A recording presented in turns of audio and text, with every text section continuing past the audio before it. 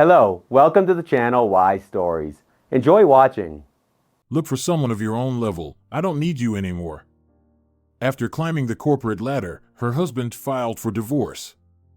But on a resort trip, he turned pale when he saw who was standing behind his boss. Carefully stepping along the icy path, Alisa Pelaez tried her best not to slip in her autumn boots, which were pulled on over thick wool socks. The heavy grocery bags tugged at her arms, with the right one painfully cutting into her fingers. Swearing under her breath after another slippery patch, she tried to adjust her grip, but at one point, one of the bags gave up and spilled its entire contents onto the sidewalk. "What kind of curse is this?" she exclaimed, almost in tears as she assessed the scale of the disaster. "I can't take it anymore." She placed the remaining intact bag into a snowbank and started pondering how to fit all the spilled groceries into it. The odds were not in her favor. The walk home was still about 200 meters, and there was no one to call for help. There were few passers-by in this area at this time of day, and the sudden frost had scared off anyone who might have wandered down the deserted stretch of street. Alisa berated herself for deciding to take this shortcut instead of sticking to the main alleyway. But in truth, she didn't like using the alley either. Shady-looking groups often gathered on the benches there, drinking and lounging. More than once, they had invited Alisa to join them as she trudged home with bags full of groceries. Okay, Alisa thought to herself. I could leave one bag at home and come back for the scattered tomatoes and sausages. Hardly anyone walks through here anyway, and I'll be quick. Then again, dogs might sniff everything out and scatter it, even if I try to bury it in the snow. Rafio will throw a fit if he notices some of the groceries are missing. And, of course, I spent all my money, and payday isn't until tomorrow. Whatever. Let him yell if he wants to. If he doesn't like it, he can go buy his own sausages. I'm sick of carrying these heavy bags all the time. My back constantly aches, and now I'll have to listen to another tirade of complaints. Alisa felt burning streams trace down her cheeks, carving their way as they went. Tears rolled off her chin, disappearing somewhere under the collar of her sweater. She couldn't tell what hurt more, the cold or the sting of frustration. The frost intensified, and sharp, stinging pellets began to fall from the sky, attacking her face like a swarm of wild wasps. Her toes were unbearably frozen. More than anything, Alisa wanted a pair of good winter boots right now. Last year's pair had fallen apart, and there wasn't nearly enough money for new ones. Rafio had begged her to hold out a little longer and keep wearing her autumn boots. The family budget had recently taken a hit due to unexpected car repairs. So, Alisa endured. What else could she do? But now she knew for sure, tomorrow, she would use her paycheck to buy herself new boots. She didn't care what her husband said. After all, they could tighten their belts for a while. Health came first. Alisa picked up what she could salvage from the snow and crammed it into the remaining bag. To an onlooker, she might have appeared like a homeless woman struck by unexpected luck in the form of scattered groceries. The glow of car headlights struck her from behind, and Alisa froze for a moment. "Ma'am, do you need help?" a man's voice called out. The driver had slowed down and rolled down his window. "Me?" Alisa replied nervously. "Oh, no, I'm fine." Idiot, she berated herself internally as the man raised the window again. Always this cursed modesty and upbringing. I could have just asked him to give me a lift home, but no, I clammed up like always. Embarrassed, as if that matters right now. "Ma'am, I can see you're having some trouble here," the voice called out again, closer this time. Alisa, bent over in a half-crouch, straightened her back and looked at the man. "What are you staring at? Your bag ripped, right? Tough luck. Is it far to walk? How about I give you a lift?" Alisa began, but her face had grown numb from the cold, and her tongue wouldn't cooperate. "I need." Frozen stiff, too, the man remarked cheerfully but with a note of concern. "Come on, get in the car. I'll pick everything up for you. Your hands are completely red. Why are you out without gloves?" "Never mind, don't answer." Just go warm up.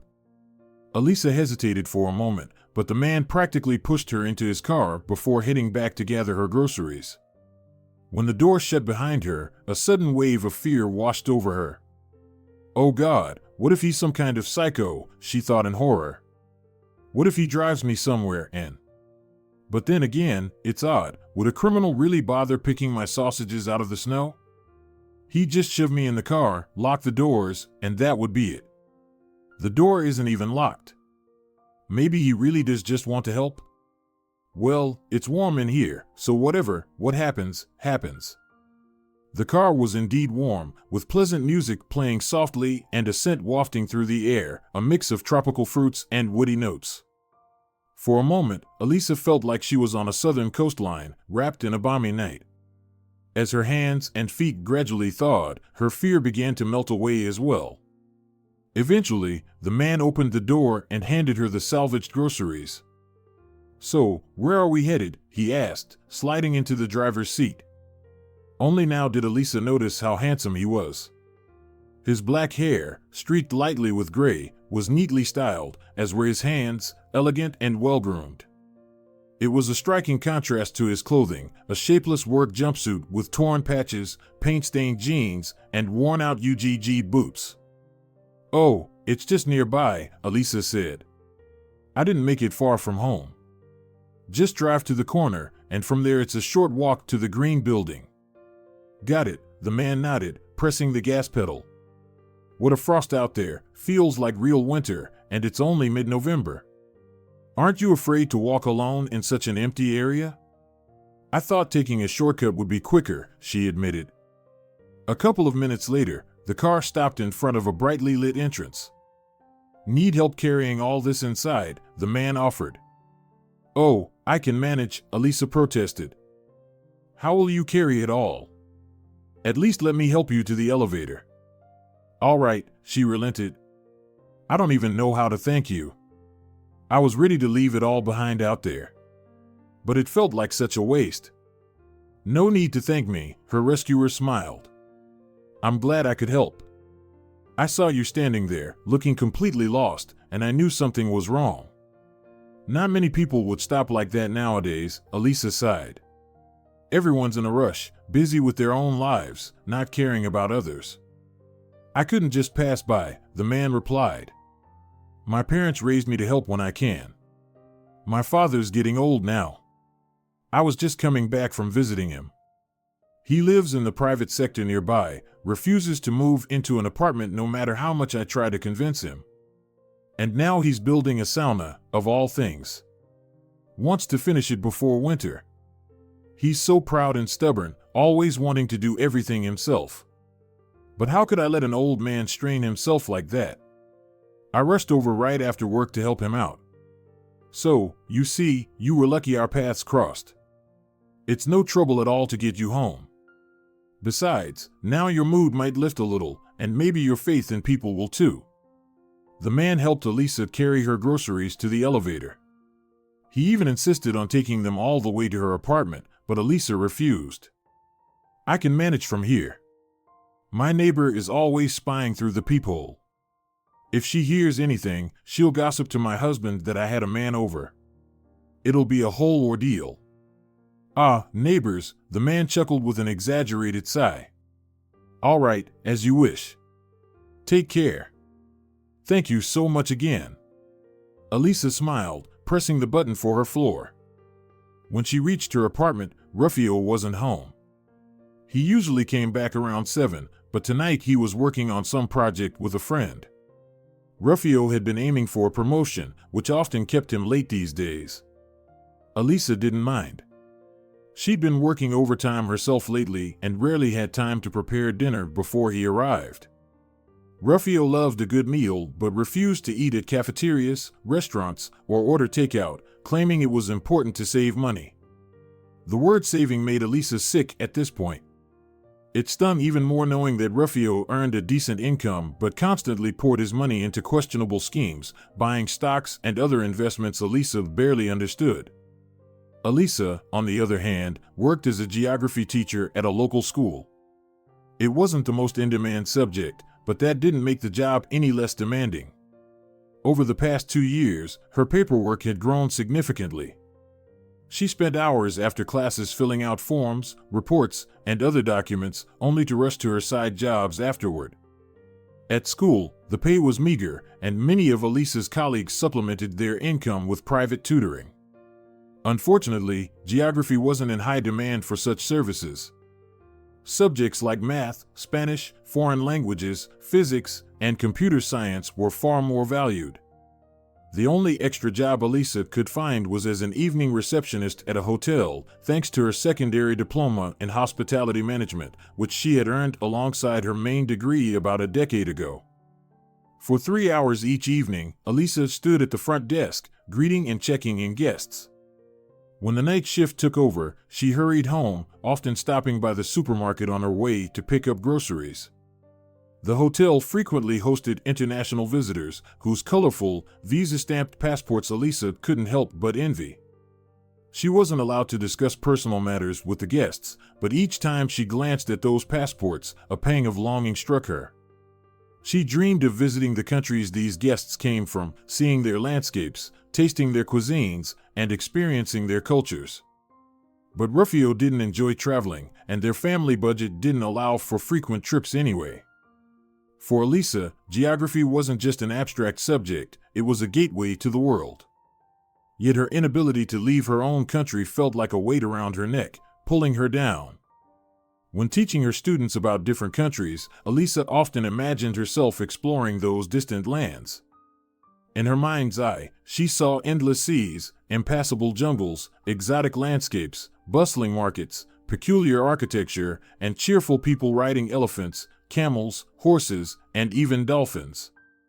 But in reality, the farthest Alisa had traveled was to a couple of neighboring towns to visit relatives and friends. The idea of a vacation was laughable when she couldn't even afford proper winter boots.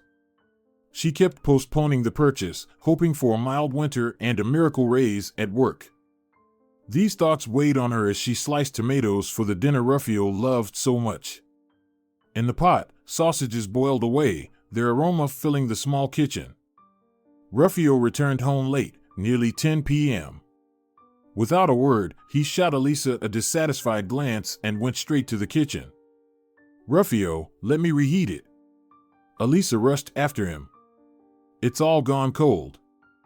"Then why were you just standing there?" he muttered under his breath. "Couldn't you have taken care of it earlier?" "You know I come home hungry."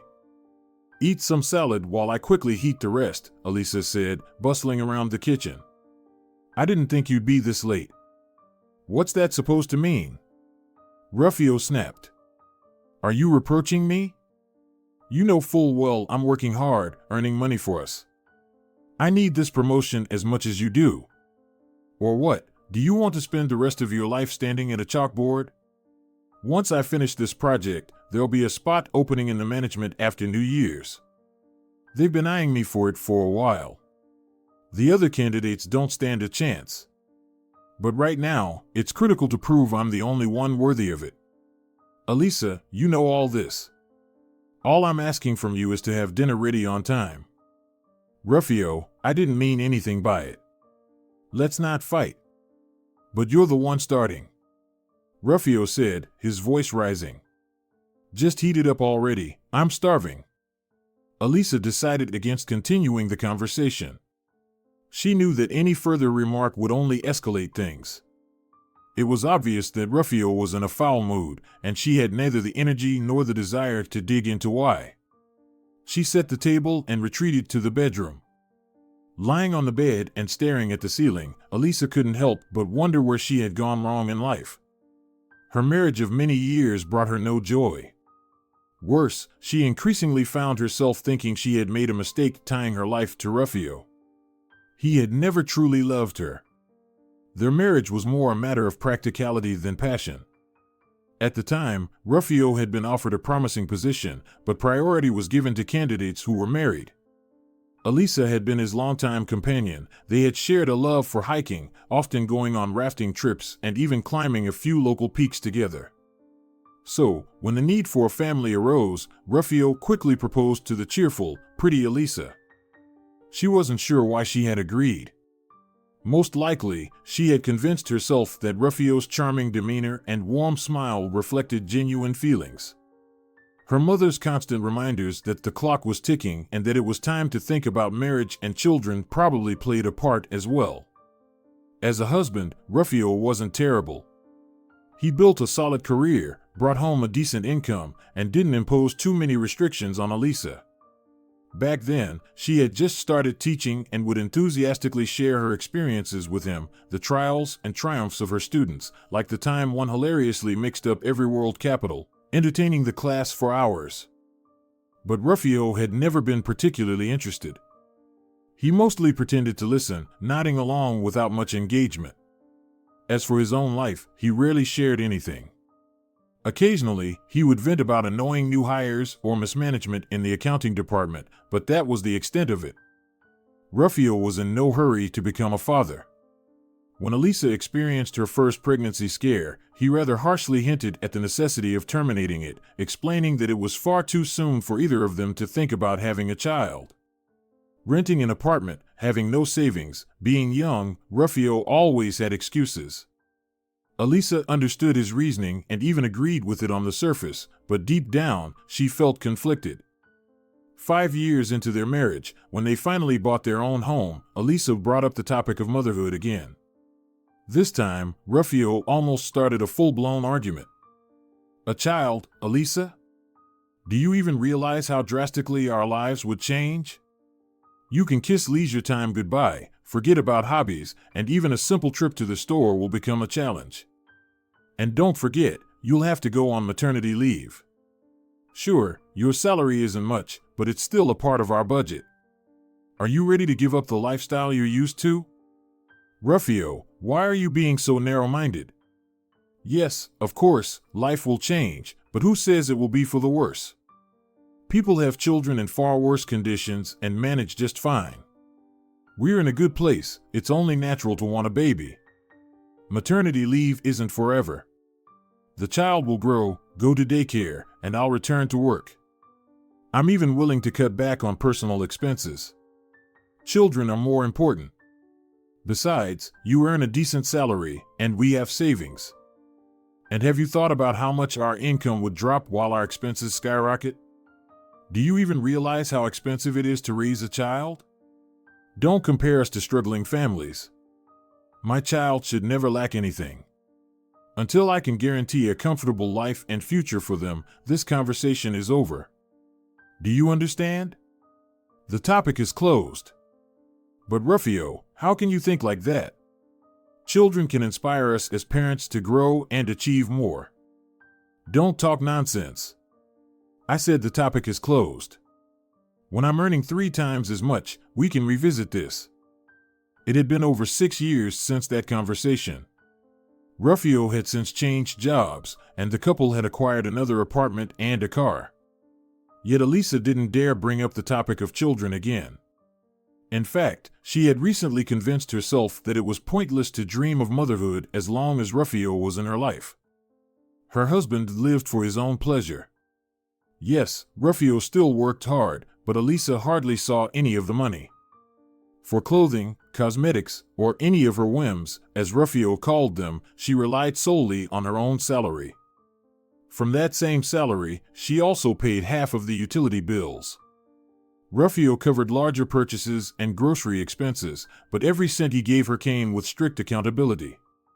Alisa couldn't spend anything on herself without asking for and receiving his permission. She couldn't even remember the last time she had bought herself something expensive. Alisa wore old clothes until they were completely worn out. The same applied to electronics. She only replaced her phone when it was no longer functional. Perfume was always the cheapest available, and trips to the beauty salon happened only when her hair resembled a bird's nest.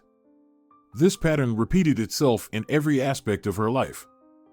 Meanwhile, Rafio never skimped on himself. Designer clothing, a mid-range imported car, regular nights out with friends, the newest smartphones, tablets, and computers, these were his norm. Any criticism Alisa voiced led to such fierce arguments that it was easier to remain silent and endure or consider divorce. But the thought of divorce frightened her more than the humiliation she endured in their marriage. Other people live in worse situations, Alisa would tell herself. Where would I even go? We'd have to sell the apartment, move, divide everything up. And Rafio would make sure I ended up with nothing. Honestly, he doesn't care about me, but at least I'm still his wife for now. I have a roof over my head and some semblance of security. Stability. Yes, I want a child, and there's still time. But if I wait too long, I'll miss my chance. In truth, Alisa was simply scared. She was afraid of losing her familiar life, afraid of being without a man's support, unreliable as it was. She was even afraid to think about how to change everything. But most of all, she feared being alone. Alisa was already well into her 30s, and the looming number 40 waved mockingly at her from the horizon. Her thoughts swirled around her head, stinging her like a swarm of angry wasps. She didn't even notice when she drifted off to sleep. In her dream, Alisa stood in front of the display window of a boutique in a shopping mall. Her attention was drawn to a mannequin dressed in a stunning long gown made of dark blue silk. She gazed, mesmerized, at the flowing folds of fabric. Alisa herself didn't wear dresses, preferring practical and comfortable clothing instead. And even if she did, where would she wear something like that? Certainly not to school. The display window was plastered with sale signs, boasting promises of massive discounts to lure in shoppers. The holiday season had passed, and stores were desperate to clear out inventory left unsold by fashionistas. Though Alisa had no intention of buying the dress, she couldn't tear her eyes away. There was something about it, something that struck an inexplicable chord deep within her soul. What a coincidence! Is it really you again? A familiar voice called out behind Alisa. Startled, she nearly jumped. Turning around, she saw the man who had helped her with her groceries and given her a ride home a few months ago. But this time, he looked entirely different. Gone was the shapeless work uniform. Instead, he wore an expensive dark brown coat draped casually over his shoulders, with a crisp white shirt peeking out from the collar. Alisa recognized him immediately. "Oh, hello," she replied shyly. "I was walking by and noticed a familiar jacket. I looked closer, and there you were. Shopping?"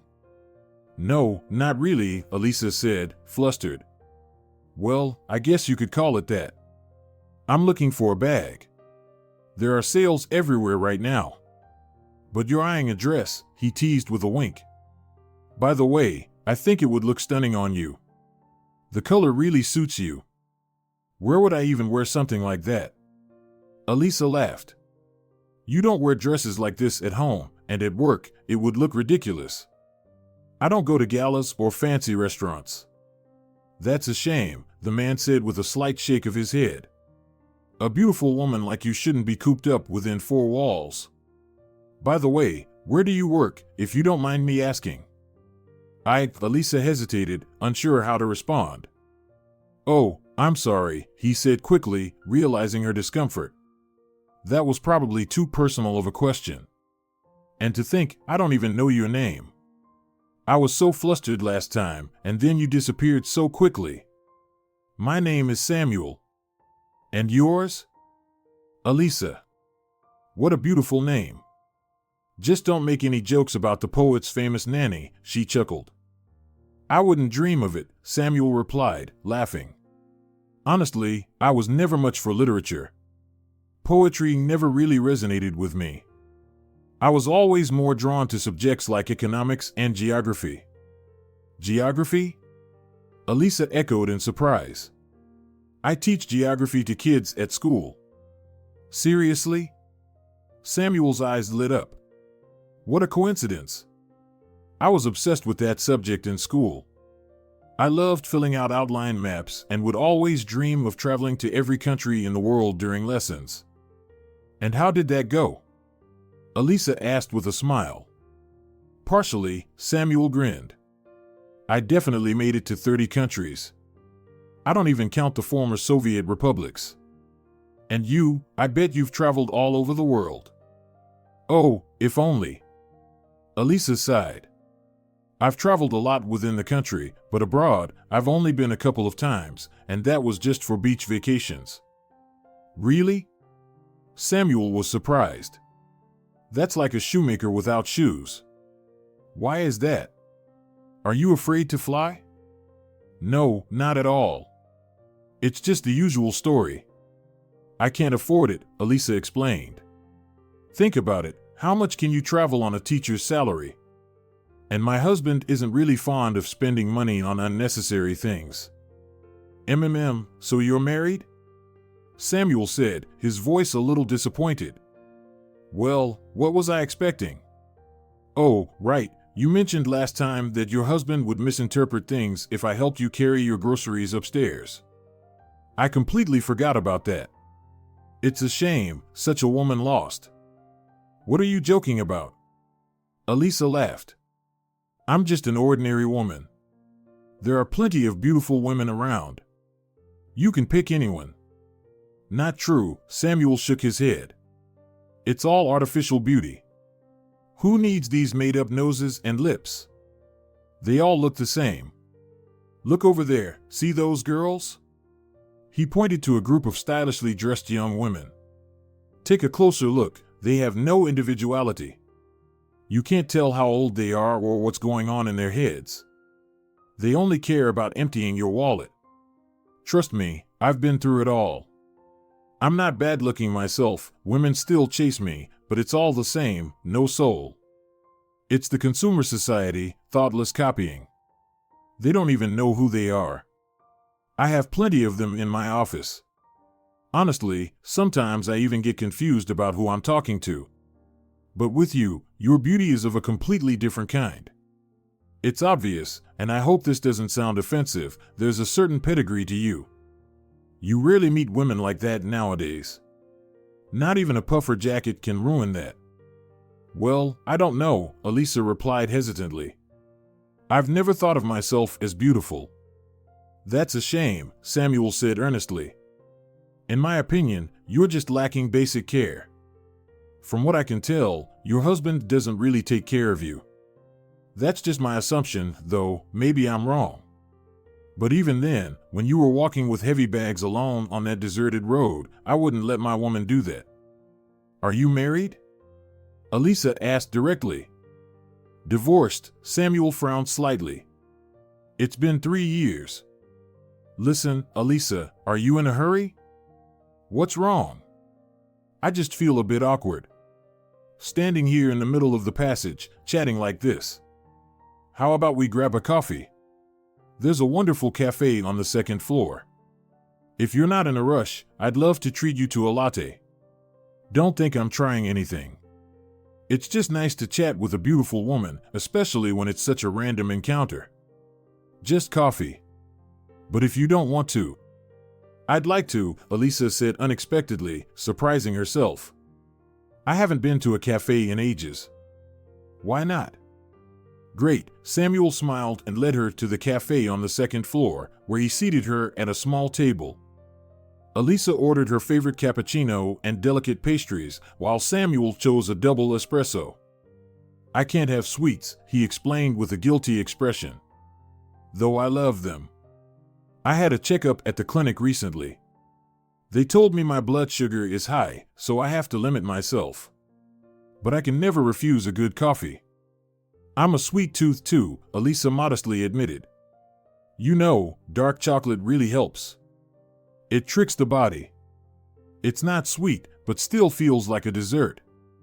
My students always bring me candies. The key is to stop yourself in time. I used to avoid dark chocolate, Samuel said. Do you recommend it? Yes, try it. You might not like it at first, but then you'll see its advantages. I'll definitely give it a try. Alisa, tell me, why did you choose to become a teacher? I don't really know, she thought for a moment. People always said I'd be a teacher. I picked things up quickly and was good at explaining, and I got along well with people. My grandmother was also a teacher, though at a university. After school, I just went straight to a pedagogical institute. I chose geography because I found it the most interesting. I've always dreamed of traveling the world, learning about the customs and characteristics of different people, admiring the beauty of nature and man-made wonders. It just spoke to me.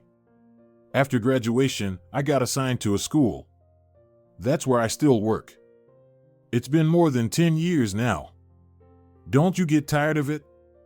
Well, how should I put it? Alisa thought for a moment. I love my job, I love the kids. But they keep loading me down with unnecessary paperwork. I end up spending so much time on useless tasks. And, as you can imagine, the salary isn't great. I have to pick up side jobs. In the evenings, I work at a hotel greeting guests. Does your husband not earn enough if you have to work extra hours? Sorry for the personal question, but I'm genuinely curious. Oh, he earns well, Alisa sighed. Just the other day, he got a long-awaited promotion. He was in a good position before, but now he's the boss. So, his income will definitely increase. The thing is, how do I put this, he's a bit tight with money. I'm not complaining, but sometimes it's really frustrating how unevenly we distribute the budget. My phone is acting up, it's old now. I told him I needed a little extra to get a new one, and he had a fit.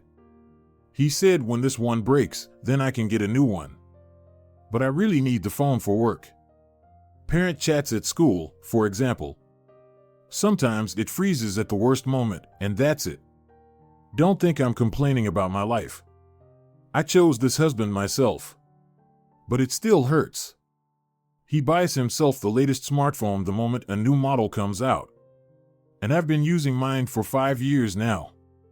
It's okay. I'll save up and buy one myself. Does he give you flowers or gifts? Oh, what are you talking about? Alisa laughed. No, he gives me flowers on holidays, of course, but for no reason, never. And honestly, I don't need them. I've kind of gotten used to it. What's the point of flowers? Don't say that, Samuel sighed. A woman needs to be pampered sometimes. You don't have to shower her with gifts, but when it comes from the heart, it's necessary. Yes, your situation sounds sad. How about I buy you a new phone right now? Are you out of your mind? Alisa's eyes widened. No way, I can't accept such a gift. Besides, we've only known each other for a short time. First of all, it's just uncomfortable. And secondly, my husband will start asking questions. So let him ask. You haven't done anything wrong. Just tell him you got it on credit. Sure. Then I'll hear all kinds of interesting things about myself. No, thank you, Samuel, for the offer, but I must decline. Besides, it's just too expensive a gift. The value of a gift isn't in its price, but in how pleasant or useful it is. You're making a mistake by refusing, Alisa. Anyway, take down my number. You never know when you might need help or just want to chat, maybe grab some coffee. If I'm free, I'd be happy to keep you company. By the way, do you have kids? No, Alisa blushed deeply. But I've always wanted to. If it's okay, let's skip the details. Of course, Samuel waved his hands. I was just asking. I have a daughter. She lives with my ex-wife. That's how we agreed. She's 11 now. Her name's Stephanie. Do you see her often? Yes, almost every day. My wife didn't really want to keep her with her. She has a new life, and the child didn't quite fit into the picture. But I thought it would be better for the girl to be with her mother. I'm not much of a caretaker. I'm at work from morning till night, constantly traveling. It would have been silly to dump her on a nanny. Stephanie often stays with me. She's older now, more independent. She'd like you. She's a bit tricky to communicate with, currently on homeschooling. You know, what they call an introvert these days. But she gets along well with teachers. Actually, why am I bringing this up? Would you want to work with Stephanie? She could really use some help with geography. She's a smart girl, just a bit moody sometimes. She does well in school, and there are 3 teachers working with her, covering different subjects. But geography is where she struggles. Marcos Merida used to teach her history and geography, but he had to leave. We've sorted the history part, but as for the other subject. So, you want me to become your daughter's tutor? Alisa frowned. Not exactly. Stephanie needs a full course on the subject, at least 2 hours minimum. Homeschooling involves both independent study and teacher interaction. I understand you're really busy, but I'm willing to pay well for this. I don't know what the usual rates are, but I'm ready to double the going rate. But I have lessons during the day, and my evening job on top of that. I can't give up either. I'm asking for just a couple of hours a week. I'm ready to pay you the same amount you're earning at the hotel. That way, you could even quit that job without losing anything, and you'd have more free time. I don't know. Alisa hesitated. What would I do with that free time? Honestly, I was already planning to quit my job at the hotel. I've just been looking for other options, but... Well, here's the perfect opportunity. Alisa, agree to this. Let's do it this way. Stephanie usually comes to me in the evenings, so you can at least come to meet her. Let's call it a trial lesson. What if we don't manage to connect? I don't want to get your hopes up too much. And if everything works out, you'll meet with her twice a week at my place. I'll provide all the necessary textbooks and materials. Dinner as well. Agreed? You know, Alisa looked up at the ceiling and sighed deeply. Let's do it. My soul is craving some variety. Besides, now my husband will be even busier than before. There's nothing much to do at home anyway. Her relationship with Rafio was falling apart. Ever since he got promoted, he had become even more distant from Alisa. Rafio constantly complained about how his wife didn't look good enough. He was invited to social events where he flat out refused to bring her along. You could at least fix your hair, he once remarked as he was getting ready for another corporate event. I can't even take you with me like this. I'd be too embarrassed. Alisa, aren't you tired of seeing that reflection in the mirror? Let me at least give you money for lip fillers. Lip fillers, Rafio? Alisa was taken aback. Just the regular ones. Don't tell me you don't understand what I'm talking about. You look like a country bumpkin. Are you even interested in fashion? What is that you're wearing? Another cheap rag. It's my regular clothes, Alisa shrugged. It used to be fine with you. And if you want me to dress better, you could at least give me money for a couple of dresses. You know perfectly well that my salary doesn't cover anything decent. Then why the hell are you still working at that school? Where do you think I should hang out? Alisa smirked. This is my job, and quite a decent one, I might add. Or do you think being a teacher isn't prestigious anymore? Who's going to teach the kids then? What, is it my fault they pay so little? I can talk to the right people. You could move to a better school. You need to understand, now that I've got this new status, I'm expected to move in different circles. It's just a bit awkward to even say that my wife is just a regular geography teacher at a general school, not even a gymnasium. I'm fine with it, Rafio, Alisa frowned. If I listen to you, then regular kids should just forget about education altogether. What, only privileged children get a ticket to the future? Isn't that the case? What will your students become? Just another batch of factory workers and taxi drivers? So why even bother teaching them geography? Rafio continued, disregarding her response. And quit that hotel job. It's not normal. I'm even embarrassed to talk about it with my colleagues. Alisa, don't take it personally, but this is the reality. Now I have a leadership position. I need to have a perfect wife in all respects. Focus on your looks. I'll give you some money for now, but you need to think about changing your job. Women who are independent are valued now. All of my colleagues' wives run businesses, they amount to something. And have you ever thought about where their businesses come from? Alisa snapped back. Don't you think, Rafio, That most of those women had their husbands buy them stores and salons just so they wouldn't sit at home doing nothing? Half of them don't even have an education. You're pointing me to a pretty questionable example. And now you want me to change my looks? My lips? That's just bad taste. I don't want to look like another doll with full pockets and an empty head. No thanks. I'll stay just the way I am. Ashamed to appear with me, are you? No problem. Go alone, I'll find more important things to do. And I'll manage without your money if you're so reluctant to spend anything on your wife. My phone is practically falling apart, and you're talking about lips. What more important things are these? Rafio squinted. What difference does it make? Alisa smirked. Since when does it matter to you? You're my wife, he snapped. And if I ask you something, you'd better answer. I found myself a new job. So be happy, I'm quitting the hotel. A job? Rafio echoed, clearly puzzled. Yes.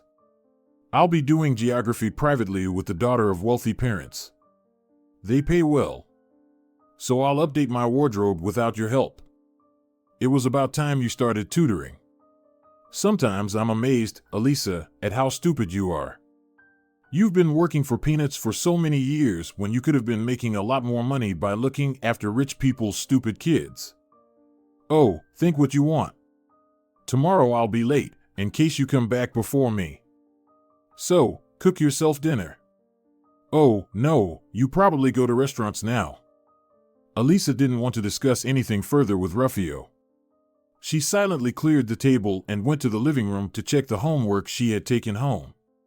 She heard her husband grumbling in the kitchen, slamming doors loudly, and then he locked himself in the bedroom. After finishing with the notebooks, Alisa took a deep breath. She tugged at the handle of the locked room, then locked herself in the living room. The house where Samuel lived was located in the historic center of the city. It was an elite new building style to look old, or rather, a whole complex of buildings. Passing through the gate, Alisa was surprised that there was no snow or cars in the yard, and only then did she realize that the sidewalk and the surrounding area were heated, and all the cars were hidden in the underground parking. The place made an impression on her. She had never been in such a place before and had only glimpsed it while walking by.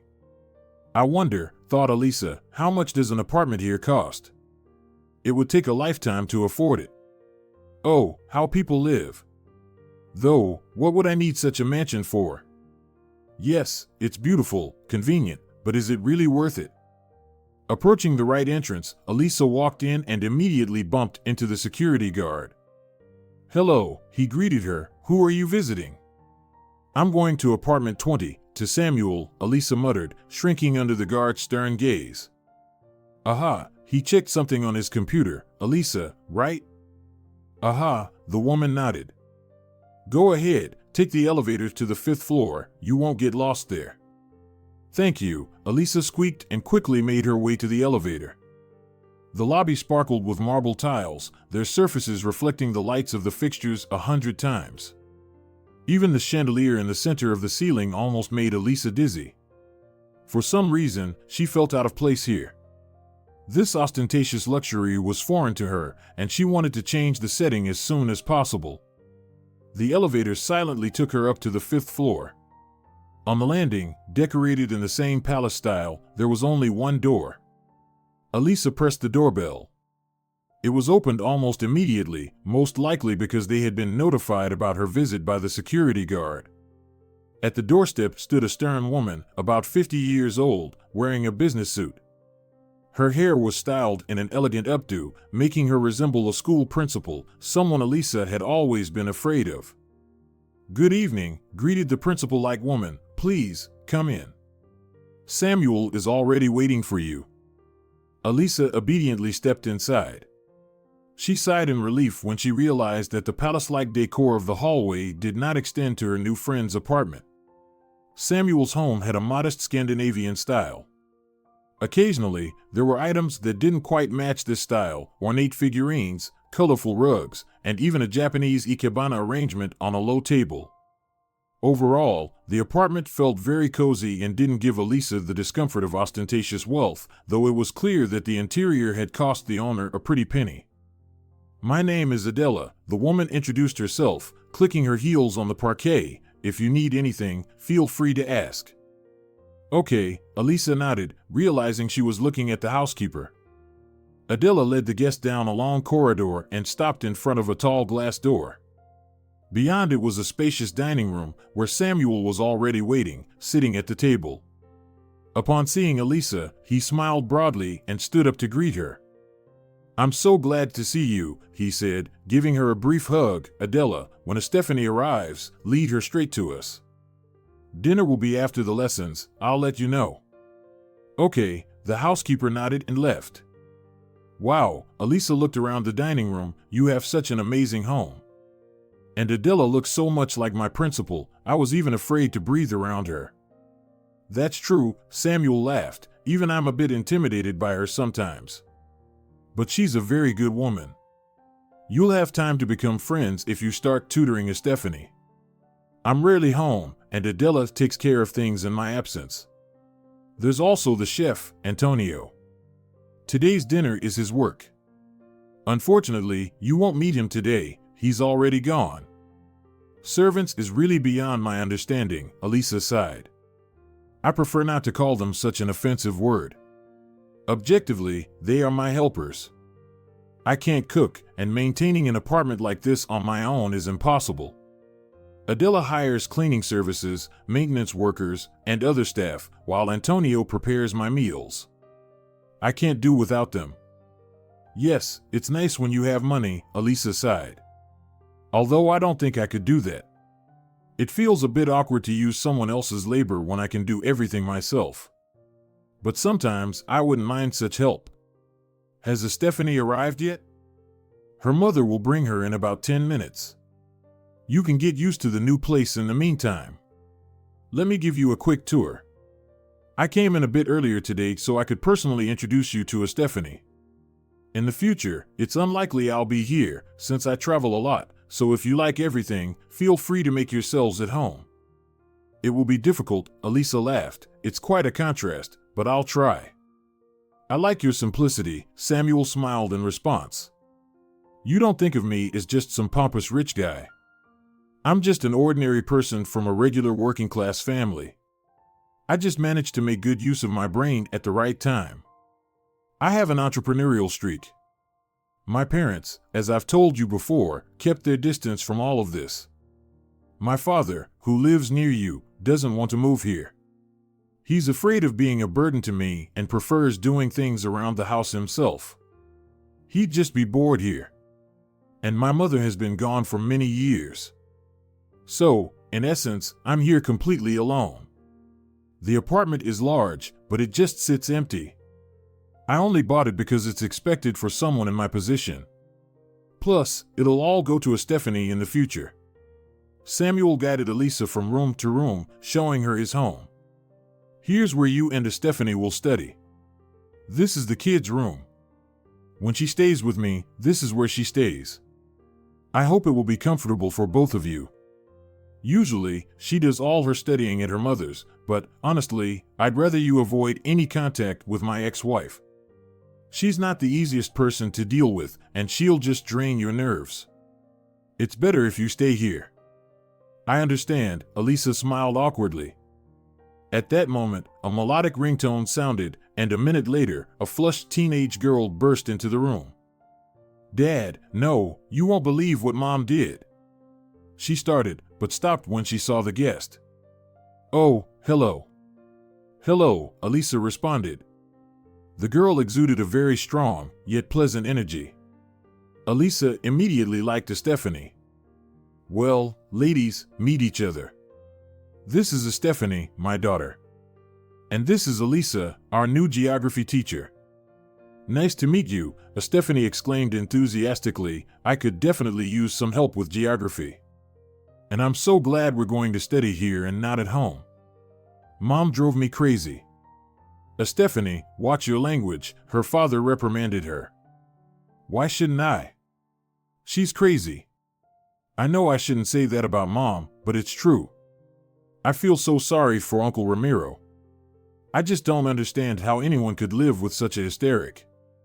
But you, Dad, you're smart. You left her at the right time. First of all, it was she who left, her father pointed out, and second, you're right. It's not right to speak about your mother like that, no matter what. All right, I'll leave you two to it. I still have some things to finish. Work on your lesson, and when you're done, I'll see you at dinner. Once Samuel left, Stephanie plopped down onto the couch with a loud thud. Alisa, you have to admit, my dad is amazing. I'd give anything to live with him. I can't stand it at home anymore. I love my mom, but sometimes she's just so annoying with how stupid she is. You know, adults are supposed to be smart, and we're supposed to look up to them, but I would never want to be like her. She cares about nothing except money and fashion. That's not right.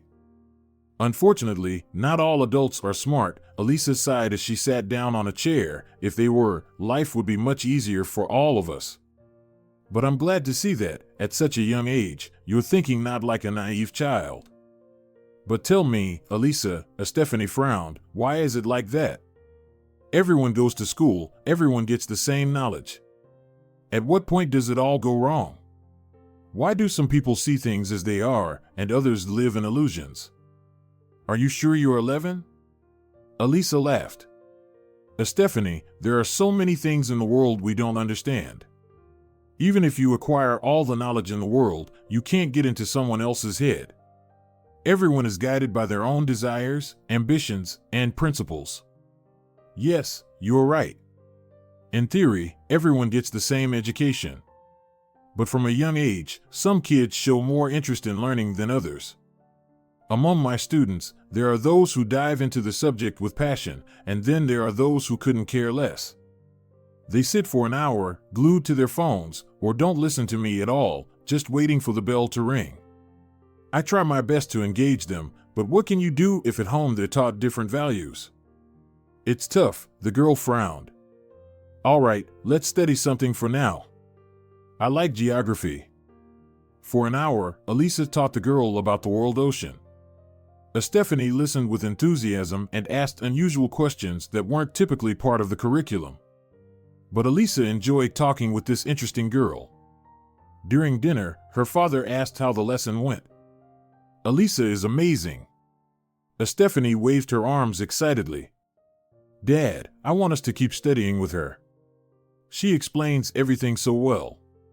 I understand it all the first time. You're not negotiating with me, her father raised his hands, as if surrendering. I'm totally fine with it, Alisa replied shyly. Stephanie is the perfect student. It's obvious she's interested in the subject. I was happy to answer all her questions. Of course, I'll come again. And for the next lesson, Stephanie needs to prepare outline maps for me. Cool. The girl squealed. Dad, thanks for finding such a teacher. It's so boring at home. I'll come early on Thursday, I won't wait for Mom. Is that all right? At home, Alisa found a surprise waiting for her. She had just returned from another lesson with Stephanie when she realized that Rafio was acting strangely. She had been tutoring the girl for 3 months now and had gotten used to the fact that she hardly communicated with her husband. It suited both of them. Alisa even felt freer. Conversations with Stephanie were simple and easygoing. The cheerful and interesting girl eagerly engaged in discussions on all sorts of topics. Sometimes, Samuel joined them. With him, Alisa had developed a special friendship. She liked Samuel. He often talked about his past, shared his recent experiences, and even frequently asked for her advice. This was especially touching because her own husband never consulted her on anything. Alisa even felt that these complete strangers were now closer to her than anyone else. In contrast, Rafio seemed like some kind of monster, always trying to sting his wife over anything, even imaginary issues. And ever since Rafio had started earning more money, his reproaches and criticisms had only increased. Alisa! He shouted when she had just entered and taken off her shoes. Come here. What's wrong? she asked worriedly as she walked into the room. "I've filed for a divorce," her husband said matter-of-factly. "You need to confirm it on your side." "What?" Alisa froze. "A divorce? Rafio, are you drunk? Listen, it's a done deal. You know very well that our marriage has been falling apart for a long time. We're not right for each other. Look at yourself. You've let yourself go. I've told you a million times, but you never listen. You're not the kind of wife I should have. You wear that tasteless stuff, you don't even do your nails, even though you're making good money now. You don't look like a woman whose husband has a good job, you look like a beggar. And you're teaching some rich woman's daughter. Don't you feel embarrassed to go there looking like that? Thank God none of my coworkers have seen what my wife is like. It's so embarrassing. No, Alisa, you need to find someone on your level, maybe a plumber or some worker. Are you trying to say you're too good for me?" Alisa laughed. "Oh my God, Rafio, you're such an idiot. Or what, have you found yourself a new fling? Someone with big lips? A real cookie-cutter beauty? Well-groomed, expensive? I'm starting to get it now. Even if I have, it doesn't matter anymore. Alisa, let's just end this quietly. There's nothing between us anymore." "Fine." The words spilled out of her before she even realized what she was saying. "You're right, Rafio, there's nothing between us anymore. I have no idea how I tolerated this for so many years. All the humiliation, the reproaches, your ridiculous greed, and self-importance. Just get lost. You want a divorce? I won't hesitate for a second. I'll sign whatever you need. And if you think I'll fall apart without you, you're deeply mistaken. I finally have a real dream. I've realized that it's possible not just to slave away at several jobs, hating your life. I can actually love myself, regain my self-respect, meet truly worthy people, and even become friends with them. And unlike you, they don't turn their noses up at my simplicity. You're just a foolish snob and a miser who cares only about what people like him think. So, good luck with your new endeavors." Alisa got dressed again and left the apartment, leaving Rafio behind. She didn't know where to go. It was late, so she couldn't think of anything better than calling Samuel again. "Samuel," she sighed into the phone. "There's a situation. Well, I left my husband. It's too late to look for an apartment now. You said I could turn to you for help if I needed it." Of course, the man responded immediately. "Do you have nowhere to sleep?" "Yeah. I'll come right now. Wait for me. I'll be there in a minute." Alisa wandered along the coastline, barefoot. They had been in the Dominican Republic for 2 weeks now. Her skin had taken on a deep, even tan, and her already light hair had turned almost white from the sun. This was the second trip Alisa and Samuel had taken together. The first one had been a vacation in August, and now it was November. Not the snowy, freezing November of their hometown from last year, but the hot, humid November of the Caribbean coast. Samuel had insisted on this trip to celebrate the 1-year anniversary of their meeting. He was sitting not far off on some huge boulders, waving at her cheerfully. "So, did you sleep well?" He hugged Alisa when she sat next to him.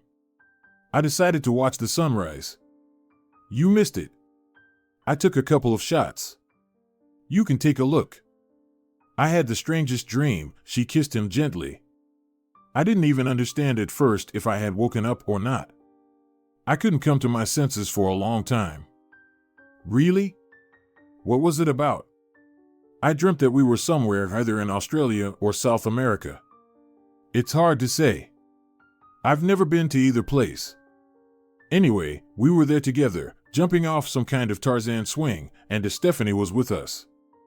And also, Samuel squinted. And there was a child with us. Our son. I even remember his name. Arturo.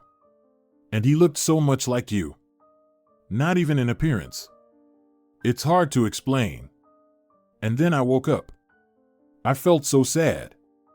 Wait, I don't get it. Why so sad? You tell me, we never talked about this. Maybe we should have a child? I've always wanted a son. Stephanie is a wonderful daughter, but she's a girl and almost an adult. Are you serious? Alisa looked at Samuel in surprise. Yeah, so what? But I'm not insisting, Alisa, but just know that I'd really like it. Let's go back to the hotel. I'm hungry. Alisa looked sadly at the sea. A part of her soul refused to take Samuel's words seriously. Yet, another part of her was elated. Alisa didn't care what difficulties she would have to face to carry a child, to give birth to a child from the man she loved. That thought, like a glowing neon sign, was blazing in her mind. The couple walked back to the hotel barefoot. As they approached the lounge chairs, one of the hotel staff members began waving at them excitedly. What's going on? Samuel frowned. At that moment, two people approached, a hefty man in sunglasses and a tall woman wearing a wide-brimmed hat. A typical couple, Alisa giggled. The sugar daddy and his doll. You can tell what their relationship is just from here. Looks like they decided to introduce themselves. This is the last thing we need. Samuel wrinkled his nose in displeasure. I want to be with you, not drink with these dubious people. But the couple was already heading in their direction, the man waving his hand and shouting something. Samuel! The voice cut painfully through Alisa's ears. She froze in surprise. Damn! Samuel swore. The last person I needed to run into. Stay here, that's my sales department manager. I'll talk to him quickly so he doesn't bother us. He's the one who brought his bad luck with him to our resort and is always complaining about being broke. Not only did he just get divorced, but he's already with some new woman. At work, I can't get a minute of peace from him, and now here too. Samuel, Alisa tightly squeezed his fingers. This is... I'll be right back, darling, just a minute, I promise. Samuel didn't wait for her to finish and quickly walked over to the man. Alisa silently watched as he stopped. The two men shook hands and began discussing something. Then, Alisa took a step toward them, then another, and another. Hey, Rafio. She greeted her ex-husband with a laugh. Alisa? Rafio raised his eyebrows in surprise, standing frozen with his mouth open. Do you know each other? Samuel looked at Alisa. I guess so, she laughed, though there are some people I prefer to forget. This is my ex-husband, darling. I certainly didn't expect to run into him here. What? Darling? Rafio finally reacted. But... Surprised, Rafio? Just like you asked, I found someone on my level. Now I'm with a truly worthy person, someone who doesn't see me as invisible. I see you found someone on your level too. Alisa nodded toward the woman. Everything seems to be in order. Good for you. Samuel, let's go have breakfast. I don't feel like having a social conversation here. Yes, darling, let's go. Rafio, sorry, we're celebrating something here. I'd appreciate it if you don't disturb me again. We can talk at work later. Samuel firmly pulled Alisa toward the hotel, his arm around her waist. They walked barefoot on the white sand, laughing, while Rafio silently watched them. Who was that? Rafio, who was that? Why did they talk to you so rudely? Are they your acquaintances? The voice of his lover reached Rafio's ears through the noise of his own thoughts. Huh? What? Who are they, I'm asking. Why did that guy speak to you so disrespectfully? And the woman too. Who are they? It doesn't matter anymore, Rafio sighed. Hurt overwhelmed him like a wave, and he, like a drowning man, was sinking. It doesn't matter anymore. If you're enjoying it as well, leave a like and subscribe to the channel.